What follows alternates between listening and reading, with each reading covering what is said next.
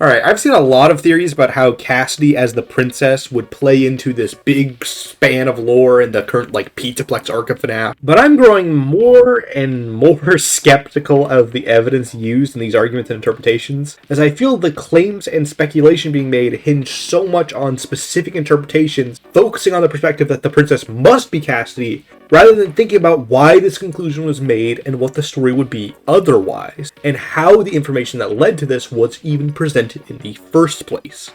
This is one of those videos that has like a 50% chance it will just age like milk and completely be abandoned over time. But this time, I just want to play devil's advocate and look at it from another angle, because I don't like when conversations like this become stagnant, because I feel there's a lot of room to talk about here. Firstly, I want to address the sort of slam dunk giveaway this should have been Cassidy, and why I don't feel it's as ironclad as you might think. The princess's file name upon release was called Cassidy, so that led MatPat and basically all of the theorists, or at least all the vocal ones on YouTube I watch, to admittedly reasonably assume that yes, this must be Cassidy, and then look at it from that angle. But seemingly immediately after this discovery was made, Steelwool went back and changed the file name from Cassidy back to just Princess. Now to me that's a huge red flag, because at least to my knowledge, as far as I can find, granted I'm not a data miner, so who knows, this could be just me being ignorant, all other weird lore implication files like Charlie Door or Scott into Madness haven't been changed at all. In fact, as of writing this, people found by breaking down the code of the switch port that the burn trap ending is labeled true ending burn trap. So that's another new thing in the files that is labeled outright. It's objective. Yet Cassidy was changed retroactively. And that makes me wonder, why this? Given that FNAF in particular has made a lot of these claims focusing on Charlie Door and Scott into Madness, and that has gotten the attention of game theory, which should in theory get the attention of Steelwool, and these things haven't been changed, I think they are fair play. But something outright immediately being changed was just off to me. So for this video, we're going to assume that this was some sort of joke about maybe the princess in universe is called Cassidy. Like the name of the character, Cassidy the Princess, is on the arcade cap. Because hey, it's yellow, like good old Yellow Bear. But Scott, who would watch this or know about this, would want it to change because that wasn't what he was trying to tell the story. And this isn't me just making up this bold claim to fill out my own argument. This wouldn't be the first time someone used the name Cassidy in association with yellow and gold without Scott's full permission that he had to go back and change. Cloak Brand tried to make a golden colored kazoo called Cassidy Kazoo. However, Scott decided to take it down and clarified in a post that this was a mistake, and that lore wouldn't be revealed and should be looked into this incident.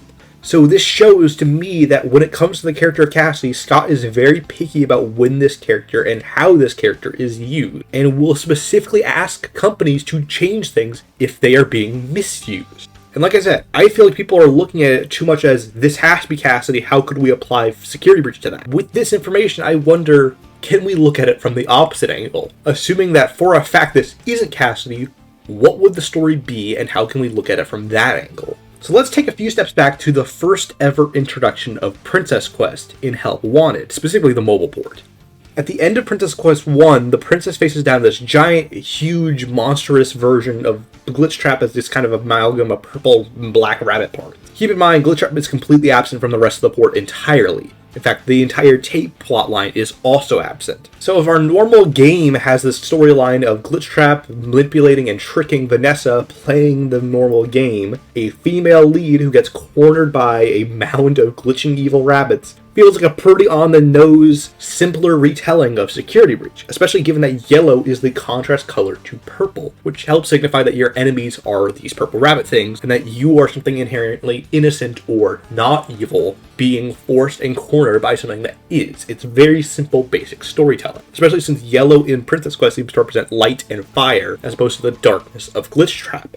And then in Security Breach, when you find sequel cabinets, one is guarded by DJ Music Man, who someone put into bouncer mode, and one is in Vanny's lair, where basically only she could get to. And given that all of the characters seem to be manipulated by Vanny and or Glitch Trap and or the Storyteller and or the Mimic, whoever cares, it seems to show a lot more association with Glitch Trap, Vanny, in Princess Quest than Cassidy has any overt connections to in the first place. And in these sequels, we see the very Zelda-inspired Royal Castle ruins transition to a recreation of past Freddy. Though past Freddy's with an asterisk, because this isn't any old prior Freddy. It's specifically the FNAF VR version. The show stage with the curtains in the middle, the prize counter in the distance right opposite to it, which we never really see or is emphasized in normal FNAF 1. The curtain imagery specifically is what we see in FNAF VR and never in the normal version of FNAF 1. Even though those curtains might exist, it isn't a prominent feature like the curtain stage opposed to the prize counter is in VR. Now, this is me a little bit reaching, but the fractured conveyor belt with the yellow and black motif reminds me a lot of the Build-A-Mangle minigame, and the general wooden mansion feel of those areas remind me a lot of the Trick or Treat minigame. So we have more Curse of Dreadbears, where Vanny kind of debuted imagery. And in the other direction, we have the literal debut of Vanny, with the Grim Foxy maze that you have to get the Vanny mask out of. And what do you know, going down these paths basically recites Vanny's history and story arc, giving you both the Glitch Trap plush and the Vanny mask, which combined in the original game detail Vanny's plan to do things under Glitch Trap's control. This all leads you to going back to that original show stage, which was locked in the original game, and that the devs were like, yeah, maybe we'll do something with it eventually. And going through that curtain stage that is now open allows you to free Vanny. You know where she was taken over in the first place? On the show stage. And it leads to the locked door that scene leads to. And, well, you know, she's even blonde like Vanessa, though that's me just being a little surface level. And this all gains so much thematic importance with who's canonically playing the arcade game. Gregory! Now, in both Tales and Security Breach itself, there's this repeated motif of Gregory having this weird fixation on arcade games, even when being possessed and controlled by Glitch Trap. GGY on all the cabinets. GGY is this big mystery who gets all these high scores that no one can quite track. But why would Glitch Trap want Gregory to play the arcade games if there wasn't a specific thing that Gregory was trying to do? Because I don't think Glitch Trap wanted him to do that. Based on Vanessa's tapes, we know that she can try to wiggle her way out of control and fight back, even if it doesn't always work. And if arcade machines can lead to someone being freed, which we objectively know Princess Quest can, what if Gregory was trying to break free from his Dr. Rabbit personality from Glitch Trap by playing every arcade game until he found one that could allow him to free himself? And by pursuing this storyline, we free the other minion. We free Vanessa by playing arcade games. Gregory's obsession that has nothing to do with Glitch Trap. You could even connect this to Balloon World. If you have a female lead in Vanessa as the princess, well, Balloon Boy fits the child male role of Gregory. Plus, Balloon World's called Into Madness, as FNAF pointed out in his videos. That connection stands. But when you chuck in Cassidy, their hypothetical role becomes really arbitrary and honestly a plot hole. If Cassidy is a spirit able to stop Glitch Trap to free Vanny, which is the main interpretation of what's happening when Gregory completes the arcade games, it raises the question, what? Why couldn't Cassidy do it before? What changes when Gregory beats the arcade games by playing as Cassidy that allows Cassidy to defeat Glitch Trap? Does it make them stronger? Does it hurt Glitch Trap? No, you don't kill Glitch Trap in any of the minigames. You just fight off his evil that always comes back. You just undo what seems to be Vanessa's cage, which for some reason frees Cassidy, even though it's the same damn gate that Vanessa was locked behind.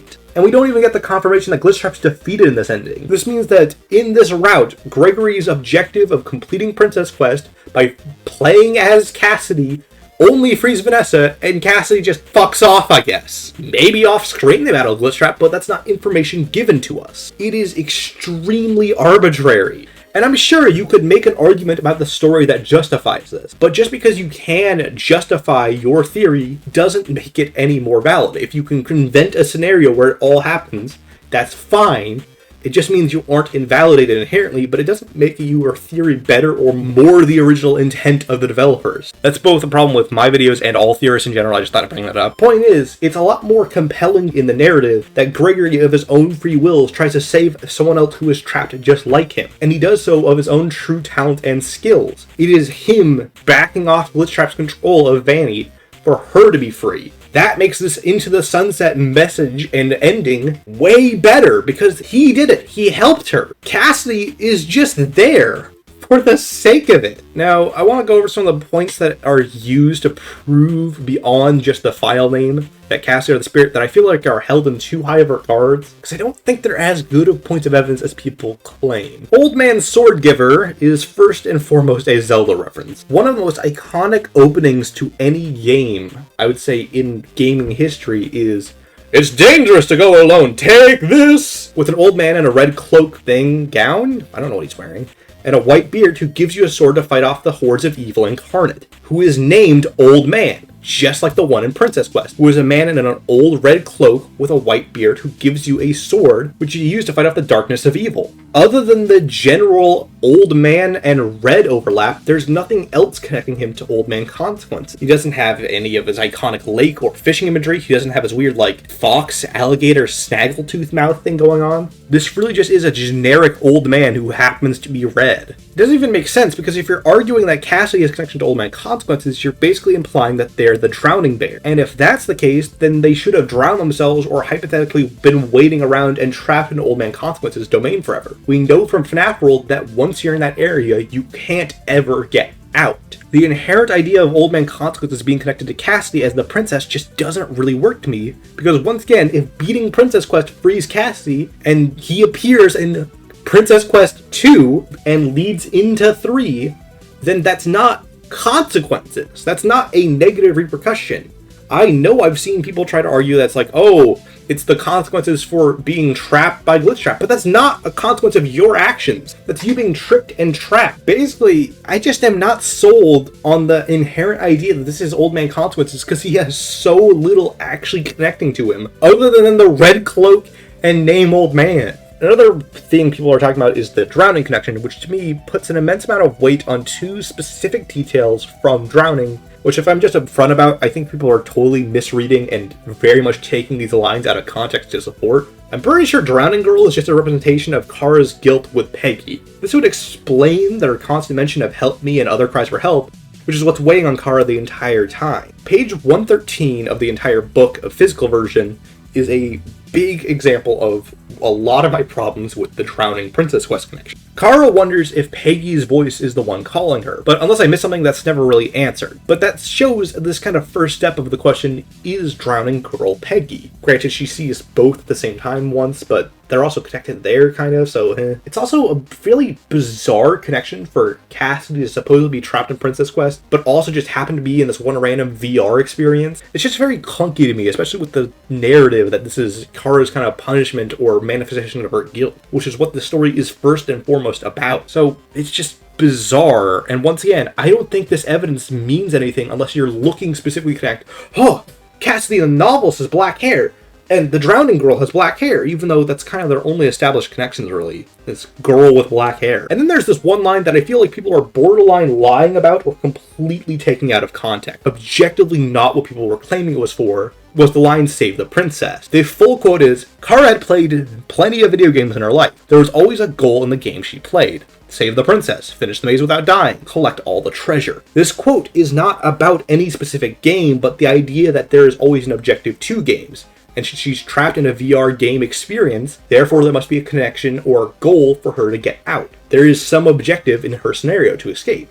That's what this line is about. The specific line, "Save the Princess," doesn't even make sense in this context of linking it to the Princess Quest. Because Princess Quest is where you're playing as a princess trying to free yourself or fight off evil. You're not saving a princess. In fact, if anything, that's a Mario or Zelda reference. And once again, it's not even an arcade game that Peggy and Kara play. It is a general quote about objectives and goals. And when you cut out the two big connections people were pointing to, the other small handful of clues becomes sketchier and sketchier. So normally when you beat Princess Quest, Glitch Trap has this amalgam line where it says in a loose cryptic cipher, "I always come back." However, there's an unused version of that cipher that instead says, "It's me," in this weird BS enchantment table language. So now we have Glitch Trap saying, "It's me." Given that Princess Quest 1 is the replacement for the tapes and the general Vanity plotline, this reminds me a lot of the purple and black "It's me" clown Easter egg in Curse of Dreadbear. This means that Glitch Trap is the one saying "It's me" overall in both these scenarios, or at least it'd be really weird storytelling if it was Cassidy saying in the text purple,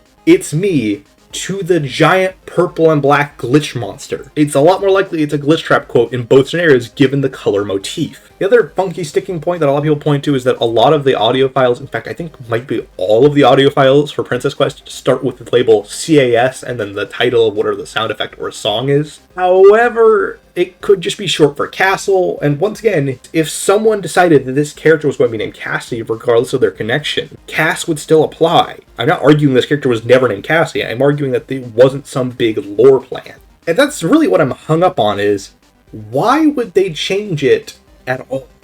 In fact, they added a new thing to the Switch port, True Ending Burn Trap, which means they're now thinking about people looking into the code and stuff like that. And if that's the case, then changing it back from Cassidy to Princess almost comes off to me as Steel Wolf saying, whoops, undoing that one. At least I think that concept's worth chewing on. Now, there are two details that I can't really just outright debunk, which are the 5 gravestones plus 6 onlooking or extended or random gravestones, and Chica looking at you. The gravestones, I really don't have any answer at all, because, yeah, that is an interesting connection to the MCI.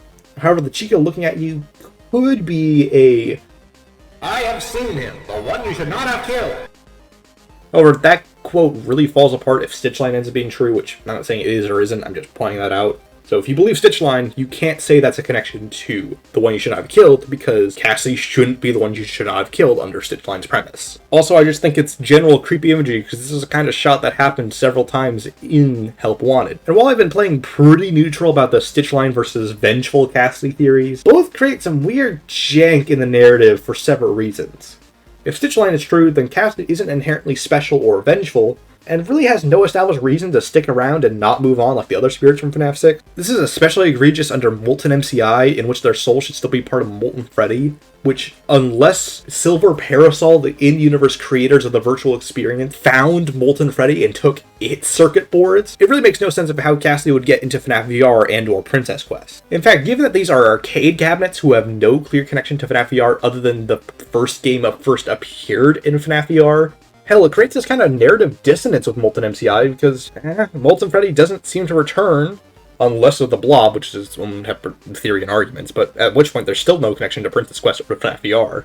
So this requires a lot of soul-splitting and weird assumptions about lore and concepts, and that there is somehow this way Cassidy can just kind of magically fly into the Pizzaplex wherever they want. This narrative also runs into the issue of why Cassidy would be able to stop Glitch Trap at all, because once again, they aren't vengeful or any denoted properties here. So once again, how does Gregory completing the Princess Quest arcade games allow Cassidy to beat Glitch Trap or free Vanessa?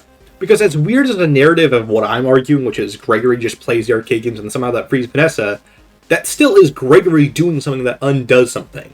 Whereas this end result of the Cassidy theory is that somehow Cassidy can stop Glitch Trap, which is very different from somehow Gregory is able to play arcade games and free one person from Glitch Trap's control. Vengeful Cassidy has similar issues, but it's kind of the reverse. The all-powerful, borderline psychic teleporting bear that can kill people with their mind or some bullshit couldn't stop Glitch Trap the first time around, which is just bizarre.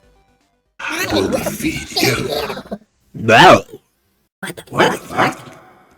And to expand upon the how problem, there really is no explanation for this. Help Wanted specifically tells us in the opening monologue that the virtual experience is capable and at risk of... You acknowledge that Fazbear Entertainment is not responsible for accidental digital consciousness transference, real-world manifestations of digital characters, nightmares, night terrors, night sweats. Digital consciousness transference. Keyword transferred. Glitch Trap goes out from the VR game into people, and to some extent it seems like he trades places with them to trap them in return. We can kind of see this in the ending where you fail to turn into the plush Glitch Trap, and arguably this is something we see happen with Vanessa as the princess and Gregory in Balloon World. Both examples have bodies for Glitch Trap to go into and destinations for his victims to end up in. Now with Cassidy, not only is there no such circumstance unless Glitch Trap is going to Old Yellow Bear, it's not really an end destination for him to be transferred into. Glitch Trap isn't just randomly yoinking ghosts into computers. In fact, that's not even really a power he would have from what we know. If it is, it's a power that hasn't been explained or presented yet. As far as I know, Cassidy isn't playing the VR experience. I feel like there's a lot of questions of how the hell does Cassidy end up in Arcadium that are brushed just aside with, oh, Glitchtrap's connected to games and stuff, he could probably throw them in there. Like, once again, both the examples that we have of Glitchtrap transferring or trapping people have human bodies for him to go into, which just Cassidy shouldn't have. I don't think Glitchtrap can digitally transfer his consciousness into a ghost.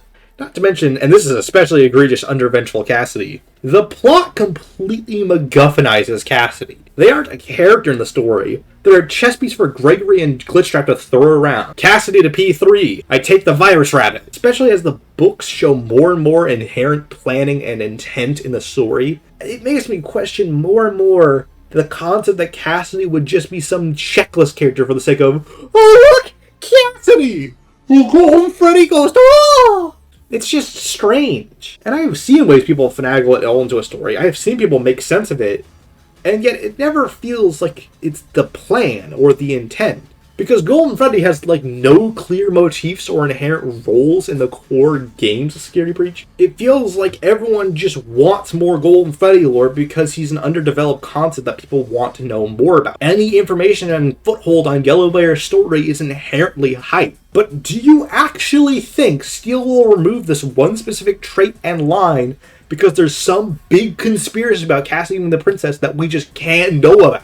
Or was this just something that got caught in the shuffle and mess of Scary Breach's development, like so many bugs and other things, that just didn't get cleared up or properly passed through the line, and is a miscommunication on their part that they had to go back and fix? Once again, this is a topic I'm fully willing to take the L on and be completely proven wrong and ruined or the next game. I just want to point out why I'm so skeptical of this and why I don't like that it's treated as a fact and is used as the basis for argument. People make theories assuming Princess Quest has to be about Cassidy, and therefore other information must follow that logic. Yet, I'm wondering, is that even the case in the first place? Fucking Cassie with all her bullshit dropping in the middle of me writing a damn video. Fuck you. You go into the not in this video corner and think about what you've done, you little brunette girl.